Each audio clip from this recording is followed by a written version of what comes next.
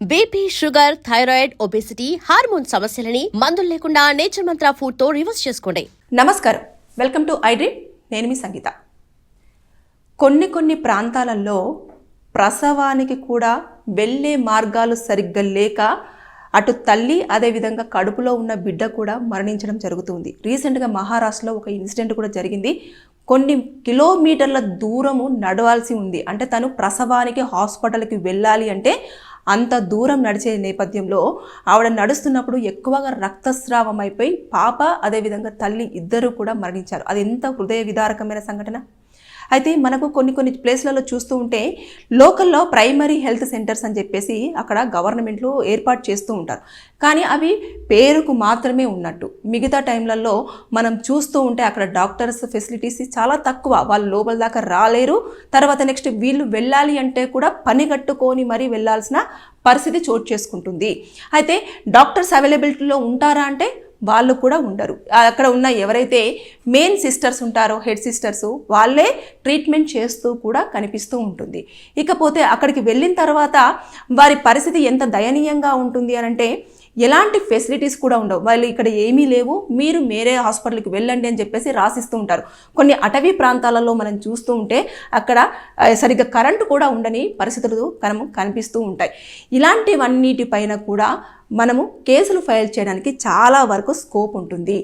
ఎప్పుడైనా సరే ఇప్పుడు తల్లి అదేవిధంగా కడుపులోని బిడ్డ చనిపోయారు కాబట్టి అక్కడ రోడ్ యొక్క ఫెసిలిటీ సరిగ్గా లేకపోవడం వల్ల ఇలాంటి సంఘటన చోటు చేసుకుంది. కాబట్టి ఏదైతే రోడ్డు ఉంటుందో వాళ్ళు రోడ్ వేసే వాళ్ళు ఉంటారు కదా, దానికి సంబంధించిన డిపార్ట్మెంట్కి కంపల్సరీగా ఒక లేఖను రాస్తూ మాకు ఇక్కడ రోడ్ శాంక్షన్ అయ్యిందా లేదా, రోడ్ శాంక్షన్ అయిన తర్వాత మీరు ఎందుకు వేయలేకపోయారు, ఇక్కడ ఒక ప్రాణం పోయింది, ఒకటి కాదు ఇది రెండు, పాప కూడా లోపల ఉన్న బేబీ కూడా మరణించడం జరిగింది, ఇలా అయ్యింది అని చెప్పేసి వారికి ఒక లేఖ రాయాలి. రాసిన తర్వాత వారు అంటే నోటీస్ పంపించాలి. లేకంటే మనము ఫిర్యాదు కాదు, నోటీస్ పంపించిన తర్వాత అక్కడి నుంచి వాళ్ళు ఖచ్చితంగా ఇన్ఫర్మేషన్ ఇవ్వాలి. దానికి ఇచ్చిన తర్వాత మనము దానిపైన మళ్ళీ ఇంకొక కలెక్టర్ ఆఫీస్కి వెళ్ళాలి. కలెక్టర్ ఆఫీస్కి వెళ్ళేసి ఇలా జరిగింది, మరి మాకు ఎందుకు న్యాయం చేయలేకపోతున్నారు, మాకు ఇలా ఒక ప్లేస్ నుంచి వెళ్ళి హాస్పిటల్ దాకా రావాలి అని అంటే ఇన్ని మైళ్ళ దూరం నడవాలి అంటే చాలా వరకు కష్టం అవుతుంది, మాకు ఎలాంటి వాహన ప్రాసెస్ కూడా లేదు, కాబట్టి మాకు చాలా వరకు ప్రాణాలు గుప్పిట్లో పెట్టుకొని రావాల్సి వస్తుంది అని చెప్పేసి మీరు గనక అక్కడ ఒక లేఖను సమర్పించి తర్వాత మీరు ఏదైతే నోటీస్ పంపించారో వారి దగ్గర నుంచి వచ్చిన సమాధానాన్ని వారికి చూపించి వారు ఎలాంటి రెస్పాన్స్ అవ్వకపోతే మీరు ఖచ్చితంగా దానిపైన అంటే ఇక్కడ గవర్నమెంట్ ఆఫీసర్స్కి కనుక మీరు ఏదైతే నోటీస్ పంపిస్తారో ఆ నోటీస్ని మీరు వితిన్ 1 monthలో వాళ్ళు ఎలాంటి రెస్పాన్స్ ఇవ్వకపోతే వారిపైన కేసు ఫైల్ చేస్తూ మీరు కోర్టులో ఫిర్యాదు చేయొచ్చు. ఫిర్యాదు చేసినప్పుడు ఖచ్చితంగా ఇటు అధికారులు అదేవిధంగా అక్కడ ఉన్న ప్రైమరీ హెల్త్ సెంటర్స్కి సంబంధించిన డ్యూటీలో ఉన్న డాక్టర్ అయితే ఏంటి, అదేవిధంగా అక్కడ ఉన్న స్టాఫ్ అయితే ఏంటి, వాళ్ళందరూ కూడా రెస్పాన్సిబిలిటీగా కార్నర్ అవుతారు. దాంతోపాటు ఎవరైతే ఈ రోడ్డు ఉంటుందో అక్కడ లోకల్ ఉన్న సర్పంచ్ కానివ్వండి, వీళ్ళందరూ కూడా అందులో రావడం జరుగుతుంది. ప్రతి ఒక్కరి పైన కూడా వేట్ అనేది పడుతుంది. దీన్ని ఎవ్వరూ కూడా గుర్తించరు. అరే మనకు సరిగ్గా రాకపోకలు లేవు కదా, అంటే వెహికల్ ఫెసిలిటీ లేదు కదా, దానివల్ల ఇలాంటి అనర్థం జరిగింది, ఇంకా మనం ఏం చేయగలం, మన కర్మ అని చెప్పేసి అనుకున్న వాళ్ళే ఎక్కువగా ఉంటారు. కానీ ఎక్కువగా అటు సైడు మనం చూస్తుంటే అటవీ ప్రాంతాలలో స్నేక్ బైట్స్ కానివ్వండి, ఇలాంటి డెలివరీ కేసులు కానివ్వండి, అదేవిధంగా కొన్ని చాలా వరకు ఈ హార్ట్ స్ట్రోక్స్ కానివ్వండి వచ్చినప్పుడు వాళ్ళు అక్కడి నుంచి ఇక్కడికి తీసుకొచ్చే లోపే చాలా వరకు ప్రాణాలు కోల్పోతూ ఉంటారు. 104 అనే వెహికల్ ఉంటుంది, కానీ ఆ వెహికల్ లోపలికి వెళ్ళాలి అంటే రహదారులు సరిగ్గా ఉండవు. ఇలాంటివి అంటే ఇక్కడ 104 మరి అక్కడ ప్లేస్లలో కూడా ఒక అంటే అంబులెన్స్ లాంటిది పెడతారన్నట్టు. ప్రైమరీ హెల్త్ సెంటర్కి కంపల్సరీగా ఒక వెహికల్ ఎవరైతే రాలేని సిచ్యువేషన్లో ఉంటారో వారి కోసం వెహికల్ తిరుగుతూ ఉంటుంది. వాళ్ళు ఖచ్చితంగా ఇలాంటి సీరియస్ కండిషన్ ఉంది అని అంటే ఆ వెహికల్ వెళ్ళేసి వాళ్ళని పికప్ చేసుకొని ఇక్కడ ప్రైమరీ హెల్త్ సెంటర్ దగ్గరికి తీసుకురావాల్సి ఉంటుంది. కానీ అక్కడ ఫోన్ ఫెసిలిటీస్ కూడా సరిగ్గా ఉండవు కొన్ని ప్లేసులలో. ఇలాంటివన్నీ చోటు చేసుకుంటున్నప్పుడు ఖచ్చితంగా లీగల్గా రైట్స్ ఉంటాయి, వాటిని ఎవరు కూడా యూజ్ చేసుకోరు. పోలీసులకు ఇన్ఫర్మేషన్ ఇవ్వచ్చు, పోలీసులు దానిపైన వాళ్ళు చర్యలు తీసుకుంటారు, ఏమి పట్టించుకోరు. అంటే ఫస్ట్ ఆఫ్ ఆల్ అక్కడ ఉన్న జనాలే ఎందుకులే మనకు ఇదన్నీ కూడా ఎందుకు అని చెప్పేసి అనుకుంటారు. వాళ్ళే ఏం చేస్తారంటే అక్కడికి వెళ్ళిన తర్వాత మనిషి కనీసం తీసుకెళ్లేసరికి ప్రైమరీ హెల్త్ సెంటర్ దగ్గరికి వెళ్ళేసరికి అక్కడ మనిషి చనిపోయారంటే డాక్టర్లే ఏదో చేశారు, అక్కడ హెడ్ సిస్టరే ఏదో చేసింది, అక్కడ స్టాఫ్ వాళ్ళు చేయడం వల్లనే మనిషి చనిపోయారని చెప్పేసి వాళ్ళ మీద చేతులు చేసేసుకుంటుంటారు. అంటే వాళ్ళ మీద దాడులు చేసేసి కట్టలతో కొట్టడం కానివ్వండి, అది చేసేసి చట్టాన్ని వాళ్ళ చేతుల్లోకి తీసేసుకొని వాళ్ళే నేరస్తులుగా మిగిలి బయటకు వస్తారు. అలా కాకుండా మనకంటూ కొన్ని లీగల్గా స్టెప్స్ ఉంటాయి. ఆ లీగల్ స్టెప్స్ తీసేసుకుంటే వారికి పనిష్మెంట్ ఉండే అవకాశం ఉంటుంది. అదేవిధంగా ఆ రోజు ఆ డ్యూటీలో ఉన్న వాళ్ళు ఎవరైనా సరే సస్పెండ్ అయ్యే అవకాశాలు కూడా చాలా వరకు ఉంటాయి. ఎందుకంటే ప్రాణాలు పోతున్నాయి కాబట్టి. ఇకపోతే అది మార్గ మధ్యంలో జరిగింది కాబట్టి ఆ మార్గ మధ్యంలో ఎక్కడ జరిగింది, అసలు ఎవరి లోపాలు ఉన్నాయి అని చెప్పేసి మీరు ఏ అధికారికి అప్రోచ్ అవ్వాలి అనేది చూసుకోవాలి. చూసుకున్న తర్వాత అక్కడికి వెళ్ళేసి ఫస్ట్ ఒక ఫిర్యాదు ఇవ్వాలి. ఫిర్యాదు ఇవ్వని పక్షంలో తీసుకొని పక్షంలో మీరు ఖచ్చితంగా పోస్టల్ నుంచి పంపించాలి. పోస్టల్ది ఖచ్చితంగా రిసీవ్ అయినట్టే. ఒకవేళ అక్కడ నుంచి సమాధానం ఏది రాకుండా వీళ్ళతో మనకు ఏం అవసరం లేదు, ఏం చేసుకుంటారో చేసుకొని అని చెప్పేసి కనుక వాళ్ళు వదిలేశారు అనుకోండి, ఖచ్చితంగా మనకు కోర్టు నుంచి ఒక లీగల్ నోటీస్ పంపించాలి. ఫ్రీ లీగల్ హెడ్స్ కూడా ఉంటాయి. అంటే డబ్బులు పెడితేనే మేము నోటీసులు పంపించాలి, ఖచ్చితంగా డబ్బులు పెట్టాలి అని చెప్పేసి మీరు అనుకోకూడదు. ఖచ్చితంగా ఎవరైతే పేదవారు ఉంటారో వారి కోసము కోర్టులో కూడా కొంతమంది పనిచేస్తూ ఉంటారు ఫ్రీగా. వాళ్ళకు వెళ్ళి మీ యొక్క విషయాన్ని చెప్పినట్లయితే వాళ్ళే నోటీస్ అనేది సర్వ్ చేస్తారు, ఒక్క రూపాయి కూడా తీసుకోకుండా. ఇక్కడ ఆ పాప అదేవిధంగా మదర్ ఎవరైతే ఉన్నారో చనిపోయారో వారికి నష్టపరిహారం కూడా వచ్చే అవకాశాలు ఉంటాయి. దాంతోపాటు అంటే కొంతమంది అనొచ్చు ప్రాణాలు పోయిన తర్వాత నష్టపరిహారం ఏంటి మేడం అని.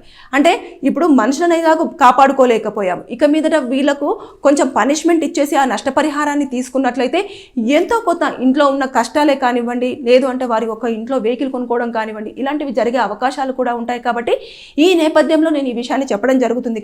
కాబట్టి చాలా వరకు బేసిక్గా ఇలాంటివి చోటు చేసుకుంటున్నప్పుడు డెలివరీ కోసము మీరు అక్కడ దాకా వెళ్ళాల్సినంత అవసరం లేదు.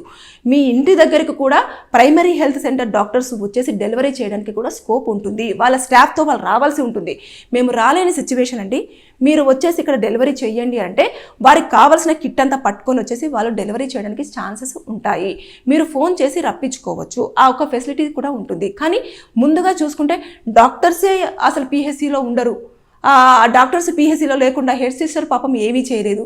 అదేవిధంగా అక్కడ ఉన్న స్టాఫ్ వాళ్ళు ఏమీ చేయలేరు. వాళ్ళు ఏమైనా చెప్పాలి అంటే ఇక్కడ ఉన్న డాక్టర్ని మేము ప్రశ్నించలేము కదా అని చెప్పేసి అనుకుంటారు. కొన్ని పిహెచ్సిలో ఒక డాక్టర్ ఉంటారు, కొన్ని పిహెచ్సిలో ఇద్దరు డాక్టర్స్ ఉంటారు. కానీ ఎవరూ సరిగ్గా డ్యూటీలో ఉండరు. ఎవరు ఇష్టం వచ్చినప్పుడు వస్తారు, ఇష్టం వచ్చినప్పుడు వెళ్ళిపోతారు. ఎందుకు అని అంటే అక్కడ ఏదైతే కొన్ని అటవీ ప్రాంతాలు ఉంటాయో ఆ ప్రాంతాలలో సిగ్నల్స్ కూడా సరిగ్గా ఉండవు. కాబట్టి వారి యొక్క అటెండెన్స్ అనేది కూడా ప్రైమరీగా అధికారులు తీసుకోరు. కాబట్టి వాళ్ళ డ్యూటీకి వస్తున్నారా లేదా అన్నది కూడా తెలియదు. కాబట్టి ఇలాంటి సందర్భంలో వాళ్ళు పనిచేసేది తక్కువ, వారి యొక్క పనులు చేసుకునేది ఎక్కువ. ఈ నేపథ్యంలో ఇలాంటివన్నీ చోటు చేసుకుంటాయి. అక్కడ జనాలను సరిగ్గా పట్టించుకొని వారి యొక్క నెంబర్ పెట్టేసి మీరు కష్టం వస్తే ఈ నెంబర్కి ఫోన్ చేయండి, ఈ మనిషి అవైలబుల్లో ఉంటారు, లేదంటే ఒక పర్సన్ పెట్టేసుకొని ఎప్పటికప్పుడు ఎక్కడెక్కడ డెలివరీ కేసులు ఉన్నాయో అంటే కొన్ని స్టాఫ్స్ ఉంటారు, వాళ్ళ దాంట్లో కొన్ని పేర్లు ఉంటాయి, వాళ్ళు వెళ్ళేసి ప్రతి ఇంటికి కూడా చెప్తూ ఉంటారు ఎవరు డెలివరీ కేసులు ఉన్నాయి అవన్నీ చూసేసుకుంటారు. చూసుకున్న తర్వాత వాళ్ళు వచ్చేసి చెప్తారు హెల్త్ సెంటర్లో. చెప్పిన తర్వాత వారిపైన వాళ్ళు ఖచ్చితంగా కాన్సన్ట్రేషన్ చేసేసి వారిని తీసుకొచ్చేసి ఆ ప్రైమరీ హెల్త్ సెంటర్లో వాళ్ళు ఖచ్చితంగా డెలివరీ చేయాల్సిన బాధ్యత వారిపైన ఉంటుంది.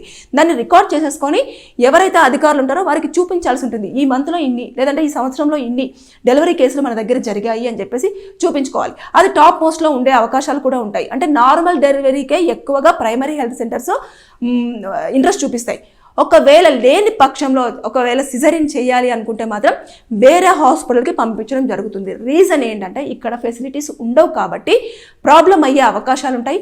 ఇక్కడ ఒక ప్రాణం కాదు, ఇద్దరు ప్రాణాలు కాబట్టి అవి కూడా దానిపైన కూడా దృష్టి సారిస్తారు. ఇక్కడ చూసేసుకుంటే కేవలము నడక వల్ల 2 ప్రాణాలు పోయాయి. అంటే ఒక్కసారి ఇమాజిన్. అంటే అక్కడ అవకాశం ఉన్నా కూడా యూజ్ చేసుకునే అంత వెసులుబాటు లేక, వారికి అవగాహన లేక ప్రాణం కోల్పోవలసిన పరిస్థితి చోటు చేసుకుంది. కాబట్టి లీగల్గా చాలా వరకు అన్నిట్లలో స్టెప్స్ ఉంటాయి. కొంచెం టైం పడుతుందేమో, కానీ అక్కడ మనకు న్యాయం జరిగే అవకాశాలు ఉంటాయి. ఆ రోజు మనము ఎంత ఒక మనిషిని కోల్పోయాము అని అంటే ఎవరి నిర్లక్ష్యం?